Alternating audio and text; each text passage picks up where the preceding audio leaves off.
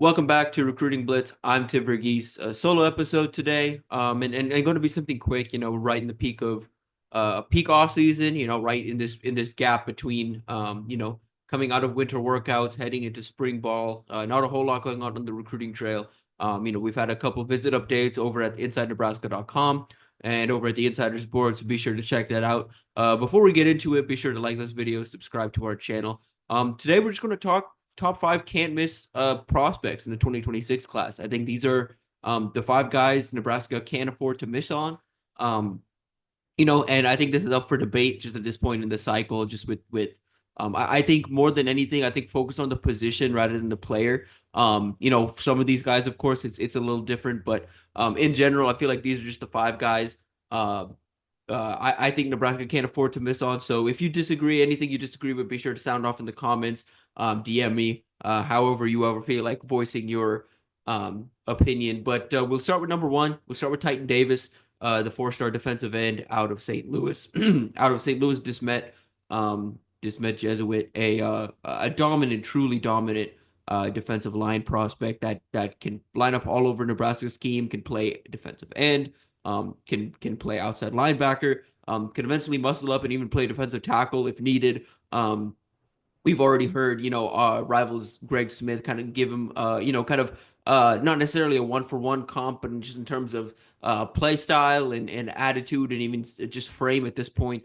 There's some Chase Young comparisons to be made. There's some Chase Young in that frame, and you really like the junior year from Titan Davis. And you look at Nebraska's board right now on the defensive side of the ball. I think they're still figuring out the defensive line board, but Davis has been a guy at the top of the board for a very long time.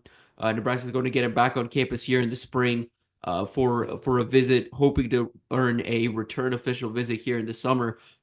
This is a guy I think Nebraska can't really afford to miss on. You're battling in-state Missouri, you're battling some SEC powers, you're battling Oregon and some national powers as well. But Nebraska made him feel like a priority. They had him in town for a multi-day visit in the spring. They've done they put all their chips into this recruitment. You've got Matt Rhule involved, you've got Keith Williams involved, you got John Butler involved, you have AJ Bartell involved.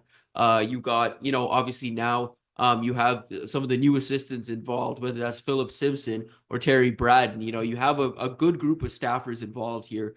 And so Titan's a guy that I think Nebraska can't really afford to miss on, and a guy that changes the math a little bit on the defensive side of the ball if they're able to land him. He's an instant impact type defensive lineman. Has the highest ceiling and floor of any defensive lineman they've added recently, besides a Williams and Renari, who they got through the transfer portal. I think Davis has a higher ceiling than most anybody else they've added, and a higher floor as well. He's a guy that you talk about this 24 or this 25 class that's coming in. Malcolm Simpson, Cade Petrak, and Tyson Terry. Those guys, we expect them and some to contribute early in their career. Terry, of course, dealing with that torn ACL, but we expect him to contribute in some sort of way early in their career. But there's no guarantee. I think with Davis, it's almost a guarantee that year one he's going to contribute on the defensive side of the ball along the defensive line. So that's the number one. Feels like the can't miss guy. Sticking in Missouri, Dzefin Walker, the four-star running back out of Raymore Peculiar. That's just another one. Again, Nebraska's tried to address the running back position through high school recruiting, and they've done a solid job of it. Got Jamari Parker last cycle and Connor Booth. But they're looking for a true three down back. And Dzefin Walker's that 6 foot plus running back, over 200 pounds. Has the size and the physicality to run between the tackles consistently, but also has the speed and kind of the separation ability to kind of pull away from defenders at the third level. He's a guy that you watch on film. He's a guy that has averaged over 100 yards per game as a junior. A guy like I mentioned, you can kind of play him every single down, no matter the situation. Third and short, second and medium, first and 10. Of course, he can contribute as a pass catcher. He can contribute as a running back. And he's a guy that looks a little different than everyone in the room right now. He's bigger than an Emmett Johnson. But with kind of the similar top end speed and escapability, obviously bigger than Jamarian Parker, about the same size as Connor Booth, but again a little more elusive, a little faster. And this is a recruitment that is just kind of getting started. Nebraska's made him feel like a priority for a long time. They had him on campus multiple times in the spring, had him on campus in the fall. We'll get him back on campus for an official visit over the summer, but you're battling Notre Dame. Nebraska's battling Kansas. Oregon's getting more and more involved. Dan Lanning, a Missouri native, likes to get back into his home state and recruit them. So keep an eye on Oregon. Iowa's a rising contender as well. Right now, I think Nebraska, Notre Dame, Kansas appear to have some separation on everybody else, but this is a recruitment that I think official visits are going to really affect the standings of all of these programs in the running. I don't think he has an idea of where he wants to go yet, but I do think he's at least got a close eye on what's happening in Nebraska, got a close eye on what's happening in Lawrence, Kansas, and a close eye on what's happening in South Bend, Indiana. So that's the second guy, talking top five. Again, running back, maybe not the most valuable position for some, but especially for what Nebraska is trying to do, considering the depth at the position right now and what, a three down back would mean for the offense. I think Walker is a can't miss guy. And you look at the rest of the running back board, there's no one really like Walker on that board. There's some talented backs Nebraska's after, but none really have the three down ability that Walker has. Moving on, but sticking on the offensive side of the ball, offensive tackle, I say, just Kelvin Obot at this point. You could also trade out Claude and Puma, two four-star offensive tackles, high on Nebraska's board that have both visited multiple times to this point. Obot out of Fruitland, Idaho, and Puma out of Chicago. I say Obot right now just because he's a guy that is pursued by the Oregons and the Michigans, USC, Ohio State, so on and so forth of the world. An uber athletic tackle, kind of has prototypical size, right around 6'5", but really long arms, really long wingspan. You love the athleticism. He can kind of has that swing ability to play both sides of the line, and he's a guy I think Nebraska, if you look at the board and you look at the offensive line, at what they're trying to do on the offensive line, he just fits. He makes a ton of sense for what the staff's trying to do. They were in on him relatively early. They've made him feel like a priority. They're going to get him back on campus for an official visit this summer. Those dates aren't set just yet, but it's trending towards Nebraska getting him on campus for an official visit. I personally say Obot just because you like the athleticism upside and just the general body of work to this point. And Puma is bigger, 6'7", over 300 pounds. And you like the long-term ceiling, but he's relatively raw in comparison. A guy that kind of just picked up football as a junior, still kind of developing into his own, and also has that bookend ability, has that ability. Both these guys have the ability to start pretty early in their college careers, but Obot right now just feels like the more likely of a sure thing at this point. But I think take your pick at offensive tackle. Regardless, I think offensive tackle is a must need position for Nebraska here in the 2026 cycle. You obviously, they tried to Jackson Cantwell, didn't make that cut. He would be here if Nebraska was still in that mix, but of course Nebraska is not in that mix anymore. So again, I expect them to address offensive tackle one way or the other. Ideally, they'd like it to be one, if not both, of Obit and Puma. Moving on, number 4 on this list, and again, this is going to be, I think this is one that's kind of off the board for some people, going to surprise some people. But Jacob Eheart, the 4-star athlete out of Kirkwood, Missouri. He's a versatile athlete. Nebraska's loved. Nebraska was one of the first offers for him. He's 6'3", over 200 pounds. Can play receiver. Can play on the defensive side of the ball. He's kind of that versatile athlete that they've had some success with over in recent years, or have prioritized in recent years. Last cycle, it was Jeremiah Jones, the versatile 6'5" athlete out of Murray, Kentucky, that they have to kind of fend off Missouri for late. And Jeremiah Jones is a guy that can play receiver, play tight end, play linebacker, or play DB. And then you look the cycle before, Braylon Plude was another jumbo athlete at 6'4". Nebraska really liked. They also took Quinn Clark, a 6'6" wide receiver. They like these jumbo athletes that have some two-way ability, that can play on both sides of the ball. Every cycle, you're going to find one. We've talked about how important Jeremiah Jones was, and it felt like, Nebraska saw something there that no one else really saw. And it's not hard to see, you watch the film, and it's hard not to get intrigued by that. And you understand what this team's trying to build and where they're trying to go. You're not going to hit consistently on these big jumbo athletes, with some flyer, these guys that aren't fully developed necessarily. You're not going to hit 100%, but if you hit on a couple of these guys, it can mean a lot. It can elevate the ceiling of your team. Landing a guy like this. You think back to, again, this is not a 1-for-1 comparison, but Clemson and Isaiah Simmons. What Isaiah Simmons meant for Clemson. You could argue they don't reach the highs that they did when Simmons was on campus if he wasn't there and if he didn't reach his potential at Clemson. So finding these big jumbo athletes is clearly a priority for Matt Rhule and his staff, regardless of who is employed on staff. They're gonna go after these big jumbo athletes. Eberhardt's that guy here in the 2026 cycle. Personally, I like him on the offensive side of the ball, but there's some intrigue with him at safety. Potentially a guy that could spin down to linebacker, considering he's 6'3", but has a true, kind of sideline to sideline ability.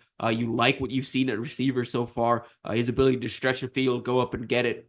His head coach is Jeremy Maclin, the former NFL wide receiver. So, he's got kind of got that training in him too. You can tell he's kind of worked more on the offensive side of the ball, has some more natural instincts on the offensive side of the ball. And that's an interesting recruitment as well. He kind of keeps things close to vest.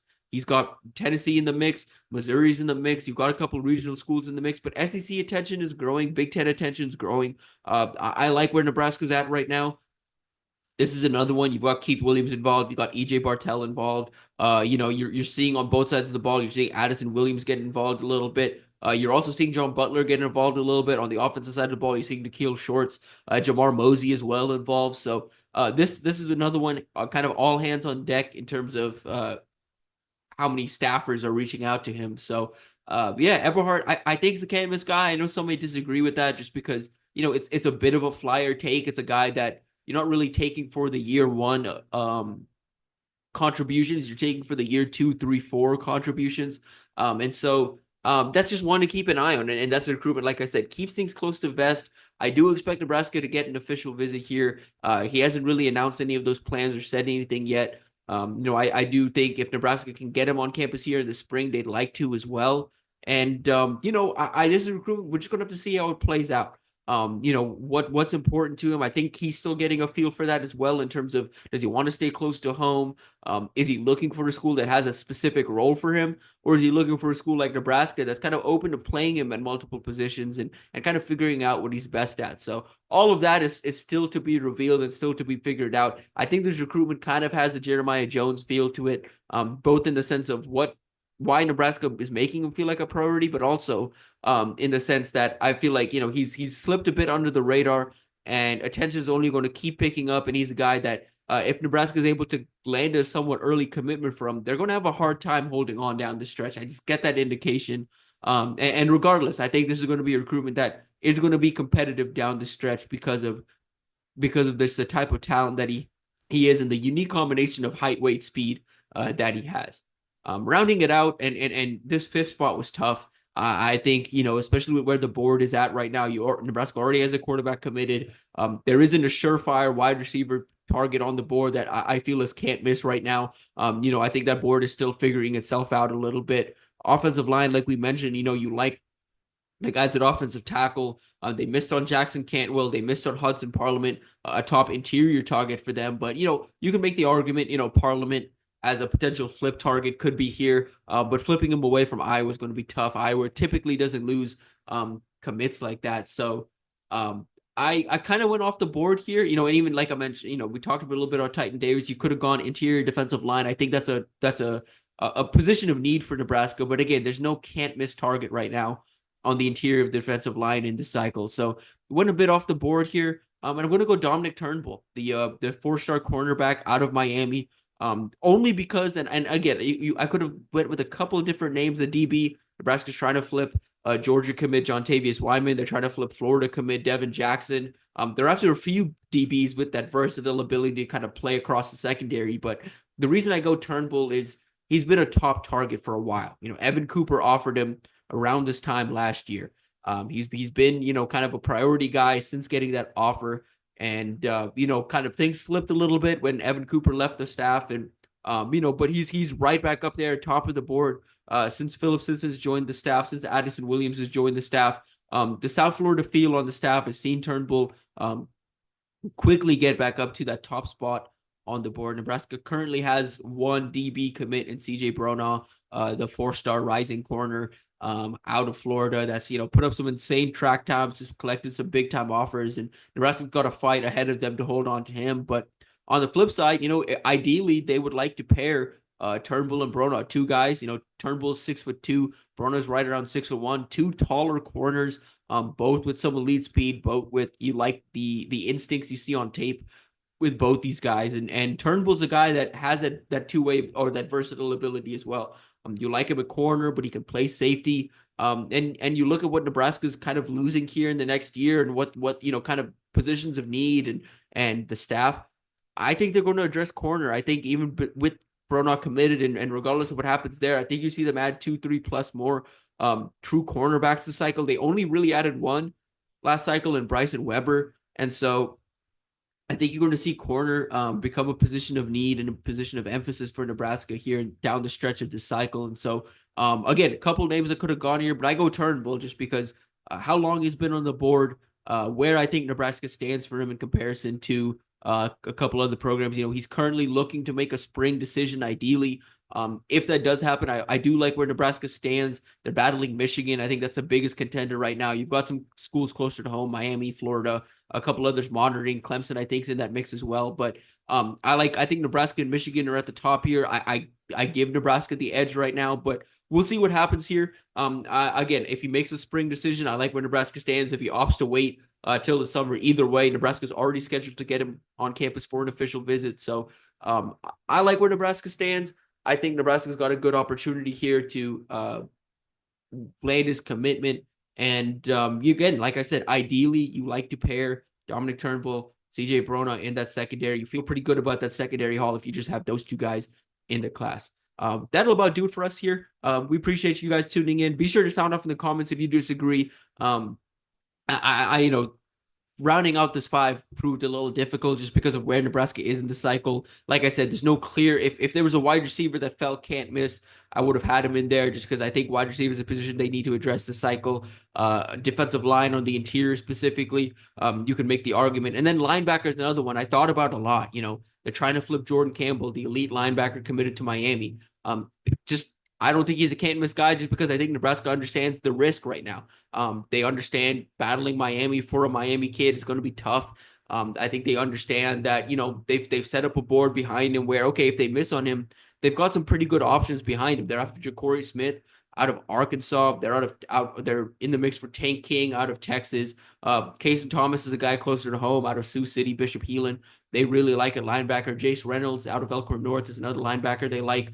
Keenan Harris out of St. Louis, another linebacker they like. So they've got a pretty solid linebacker board set up where it felt like, hey, maybe they could address it. But, at the same time, I just don't think this is a position that they feel is one individual can't miss guy at. Tight end was another one where, again, there's a couple of names that came to mind. They obviously like this tight end class a lot. We've talked a lot about how many different tight ends they like in this class. But again, it's just one of those things where I don't think there's an individual can't miss name. It's a position they're going to address. It's a position I expect they take two at this cycle, but I don't think they're going to necessarily address this the way people expect and find a can't miss guy. I think it's going to be two guys they're really high on, whether it's one of the Jensens, Isaac or Camden Jensen, Lincoln Watkins, Luke Sorensen, Mason Bonner. There's more on the board as well. So Evan Jacobson out of Iowa. So again, it's a loaded tight end board, and so that's why I just don't think it made sense to name a tight end just because I don't think there's a individual can't miss name. Anyway, that'll probably do it for us. We appreciate you guys tuning in. It was a fun little exercise to kind of just run out this top five. Again, like I said, be sure to sound off in the comments if you disagree. Any names you feel or can't miss this cycle. And just in general, sound off in the comments any questions you want me to answer, recruiting wise, football wise, whatever. Where spring ball's ramping up, we're going to have some good discussions here with Steve and Zach and the rest of the team heading into spring on what to expect from spring ball this year, some of the top position battles we'll be looking for. So be sure to look forward to all of that content coming soon. Be sure to like this video, subscribe to our channel, and we'll be back with another episode next week.